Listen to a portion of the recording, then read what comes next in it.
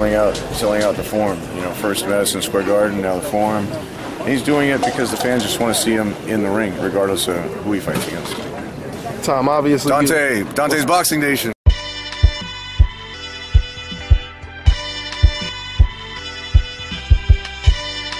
Me and Triple G would be the best competitive middleweight fight that there is. There's no other person that has a chance to beat Triple G like I do.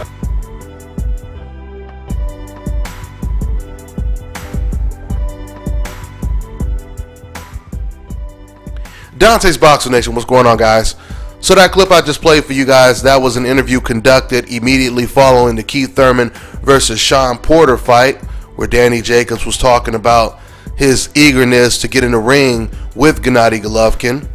As you guys know by now, it is official, according to Danny Jacobs and Gennady Golovkin, that the fight will take place, Golovkin versus Danny Jacobs, March 18th in Madison Square Garden on pay-per-view, HBO pay-per-view. So since you guys heard what Danny Jacobs had to say about a potential fight with Golovkin back then, let me give you his first reaction to the fight actually being a done deal. Quote, "I'm excited about facing Gennady Golovkin and proving I'm the best middleweight in the world. On March 18th, I'll be bringing all the belts back to Brooklyn." End quote. First thing I want to say is credit to both Golovkin and Danny Jacobs for taking this fight, because I believe the consensus to many was either Gennady Golovkin or Danny Jacobs was hesitant to take this fight, despite the fact that Danny Jacobs, he's been knocked out before, and some people, they look at that as a reason to crown Danny Jacobs as the underdog in this fight, or peg him as the underdog. I mean, now, I for one, I really don't know how significant it is that he's been KO'd before. Of course, that was a lot earlier in his career. We all know that Manny Pacquiao was knocked out twice earlier in his career, and we know what he became after he got knocked out twice.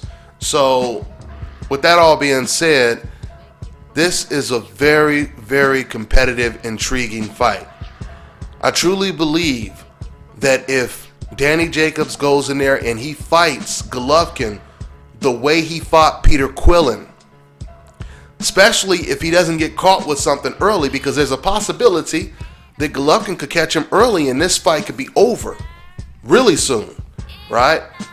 But if this fight goes into the later rounds and Danny Jacobs, he boxes Golovkin the way he boxed Peter Quillin, even though that fight only lasted like, what, 2 minutes? Because see, the thing with Danny Jacobs is, like I told you guys in my very last video where I was talking about the announcement of this fight, with Danny Jacobs, he could do a little bit of both. Or maybe he could do a lot of both. Danny Jacobs, he has great ring generalship. He can outbox you. He can box. He can move in the ring. He can fight on the inside. He can do a little bit of both.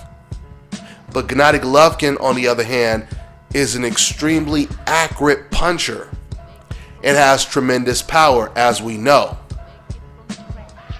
Danny Jacobs being knocked out before and even knocked down, that can be looked at as a disadvantage or an advantage for Danny Jacobs, depending on Danny Jacobs. Because it could be an advantage in a sense to where you could basically say to yourself, well, Danny Jacobs, he now knows how it feels to deal with that form of adversity, getting knocked down and having to come back and still win a fight. Because a lot of fighters don't really know how they're going to react when they're hurt for the first time. We don't really know how Golovkin is going to react when he gets knocked down for the first time, when he gets staggered and he doesn't know where he is. He's buzzed for the next couple of rounds. We don't really know how he's going to react to that type of danger. So we're going to see that eventually. I don't know if we're going to see it in the Danny Jacobs fight, but Danny Jacobs, he possesses the type of skills and power to bring that out of Gennady Golovkin. So we'll see. We will soon see. But I'll close with saying this. Even though this is a good step up in competition for Gennady Golovkin, because there's no doubt about it, this is Gennady Golovkin's toughest challenge on paper.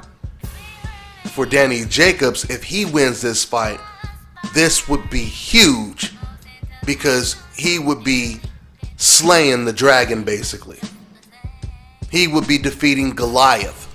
That's how big this win would be for Danny Jacobs, considering the fact that he's going to go into this fight as a nice size underdog. So that's pretty much all I got for now, guys. I'm on to the next one. Hi, you're watching DONTAE'S Boxing Nation.